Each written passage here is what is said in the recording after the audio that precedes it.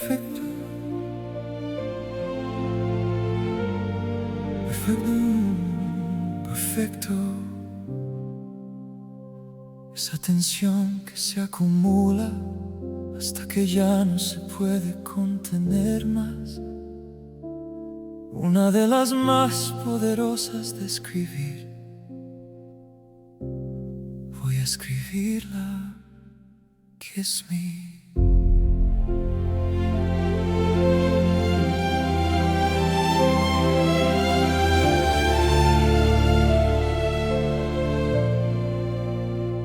We've been talking around this for longer than is reasonable, dancing at the edges of something indefensible. To ignore, to keep pretending, isn't there between us in the air? Every time you laugh and tilt your head that way, every time our hands almost touch and pull away. I've been careful, God, I've been so careful. Built the distance, kept the line, but I'm running out of reasons to keep acting like I'm fine. With just this, with almost, with the version where I say nothing and go home.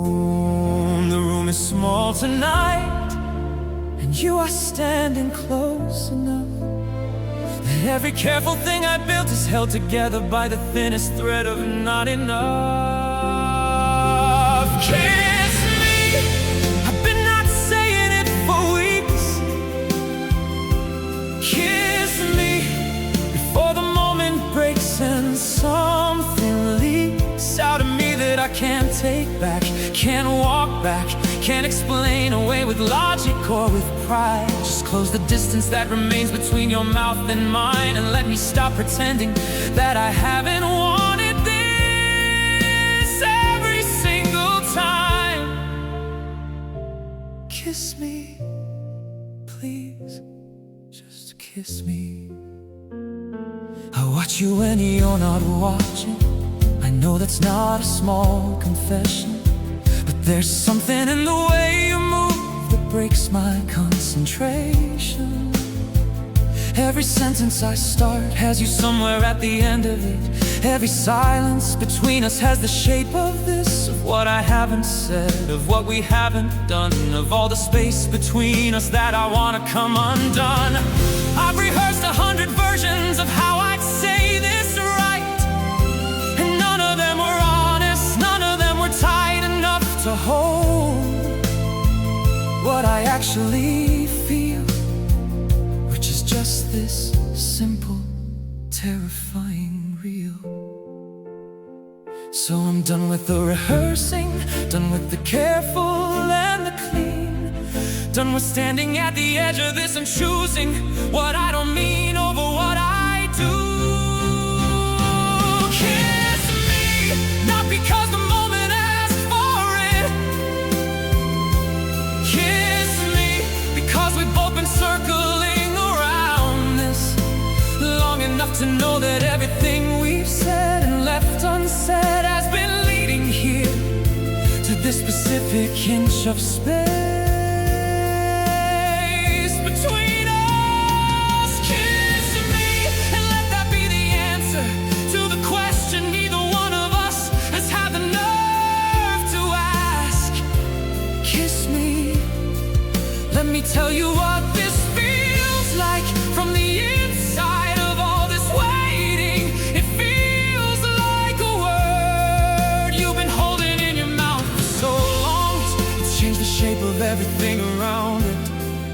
It feels like a breath you've been holding since the moment she walked in, and something in the room rearranged itself around her. It feels like standing at the top of something high, not afraid of falling, afraid of never jumping. I have been so responsible, so measured, so composed about the way I feel about her, and composure is beginning to cost me more than I can pay.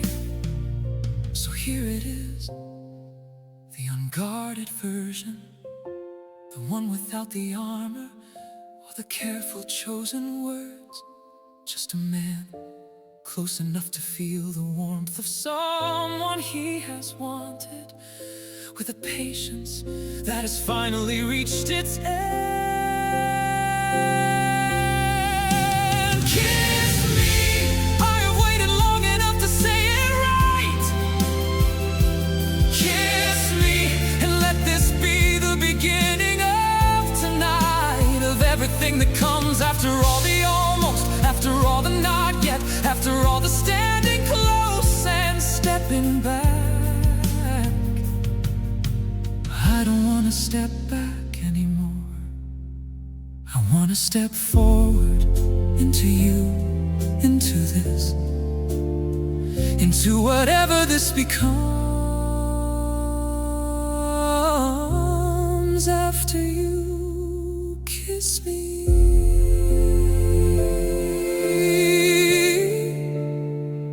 Just kiss me.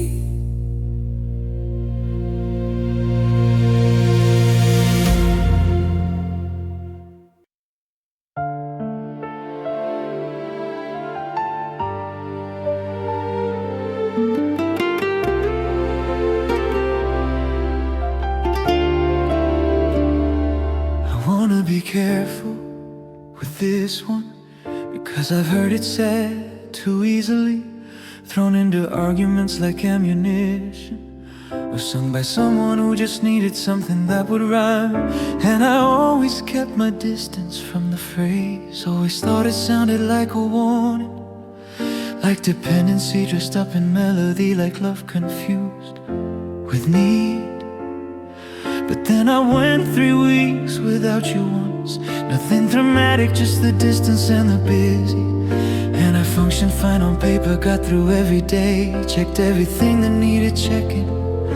But there was this low and constant frequency of wrong, like a word you can't stop mispronouncing, like a song that's just a half step out of tune, like living slightly sideways from the life that actually fits.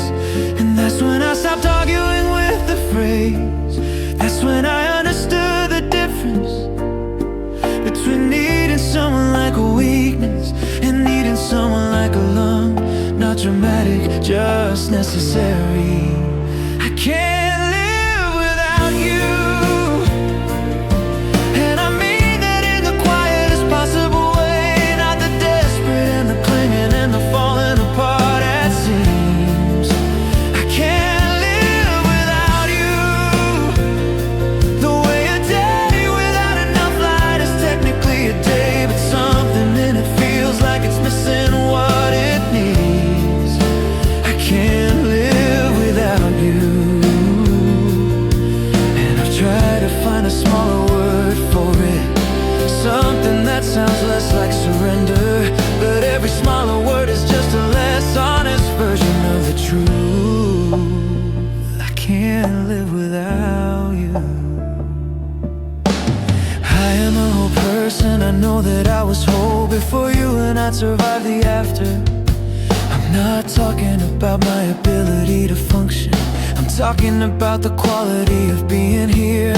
The difference between going through a life and actually inhabiting it, between existing in a space and filling it completely. You are the thing that makes the present tense feel worth it, the reason staying in a moment doesn't feel like work. Without you I could build a life that looks like living, but I know the whole time what was missing from the architecture. I'd feel it in the walls, I'd feel it in the rooms, I'd feel it in the particular silence that has the exact shape of you.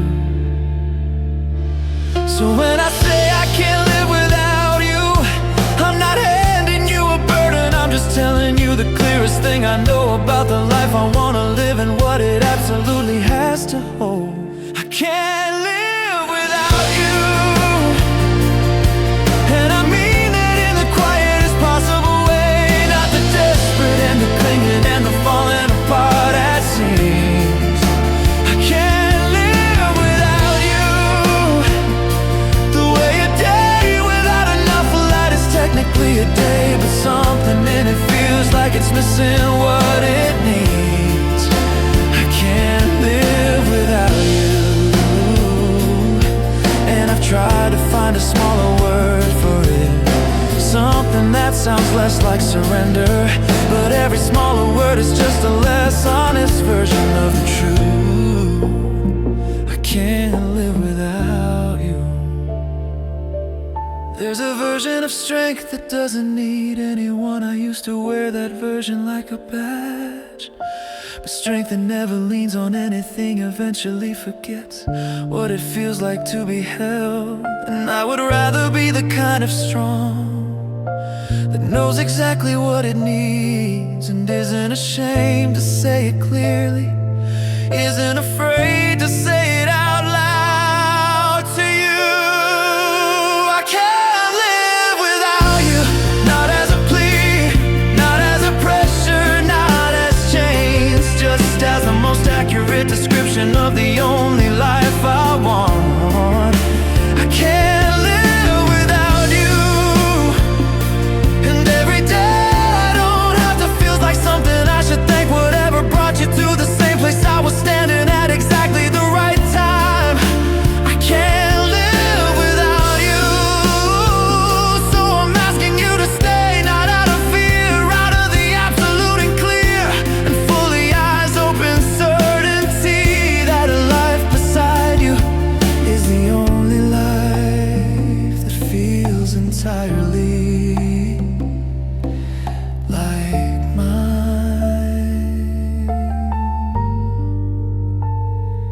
Not half a life, not almost, not a reasonable substitute. Just you, just this, just completely mine.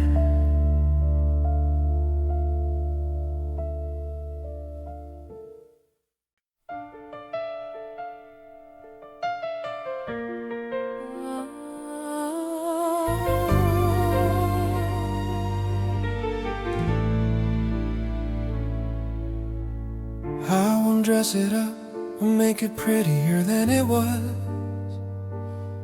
There was a version of me you never got to see, who had gotten very good at disappearing slowly in a way that looked from the outside like just living, just getting through, just being tired, just a phase. I wasn't reaching out for help, I wasn't sure that help was something I deserved. I had gotten so accustomed to the weight of it that I stopped noticing it as weight. I just called it me, I just called it how I was. And then you showed up, not like a rescue, not with answers, not with anything as clean as that. You showed up like a Tuesday, ordinary, warm, and somehow that was everything I didn't know I lacked. Your love saved me, and I don't say that for the drama of the words I say it, because nothing else comes close to true. Your love saved me, not in a moment, not in a gesture, not in anything I can point to, but in the slow and steady accumulation of you choosing me when I had mostly stopped choosing myself. Your love saved me, and I've spent a long time learning how to say that without shrinking from the weight of what it means. Your love saved me, and I am still here because of it, because of you, because of something as specific and unlikely as you. You used to leave the light on when I worked late. Small thing, maybe nothing, maybe you'd say you just forgot to turn it off. But I would come home to that warm square in the window, and something in me would unknot, something that had been rehearsing all day, how to make it to the door. You never asked me to explain the dark spells, never made me feel like maintenance, never looked at me with that specific kind of careful that lets you know you're being managed from a worried distance. You just stayed inside the room with me, not solving, just there.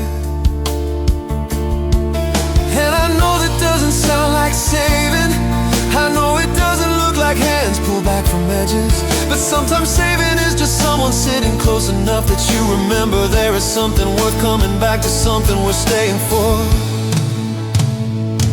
Your love saved me, and I don't say that for the drama of the words I say, because nothing else comes close to true. Your love saved me, not in a moment, not in a gesture, not in anything I can point to, but in the slow and steady accumulation of you choosing me when I had mostly stopped choosing myself. Your love saved me, and I've spent a long time learning how to say that without shrinking from the weight of what it means. Your love saved me, and I am still here because of it, because of you, because of something as specific and unlikely as you. I wanna be careful here, 'cause I know that I am not your project. Know that loving someone back to life is not a burden I would wish on anyone. And you never treated it that way, never held it over me, never made the saving into something I owed you back. You just loved me like it was the natural thing to do, like I was worth the ordinary effort of it, like showing up was not a sacrifice, just a choice, just the obvious and daily choice of someone who had looked at me and decided, yes, this one, this is the one I stay for. And that is the whole of it. That is the thing that pulled me back every single time. I am better now, not fixed. I wanna be honest about that, not standing on the other side of everything with clean hands and a resolved and tidy ending. I still have the mornings that are harder than they look, still have the version of me that goes quiet in a way that worries you. I see it in your face, the check in the careful way you ask me how I am. But I am here, more here than I have been in longer than I can remember. And here is not a small thing, here is everything. Here is the entire victory. Here is what I want you to understand when I say you saved me. I mean, you made here feel worth being. You made the present tense feel like a place I actually wanted to inhabit. Your love saved me, not because you're more than human, not because you got it right every single time. Your love saved me, 'cause it was consistent in the way that water is consistent, soft enough to move around the hardest things, and patient enough to wear them down. Your love saved me, and I will spend however long I have trying to love you back with the same quality of presence, the same willingness to stay, the same quiet and the light left on. Your love saved me, and every morning that I open my eyes and choose the day, I am choosing it because you were there on all the days I almost didn't. Thank you. It's not a big enough word. And I love you, get somewhere closer, but what I really mean is I am still here, I am still here, I am still here. And that is yours, all of that is yours.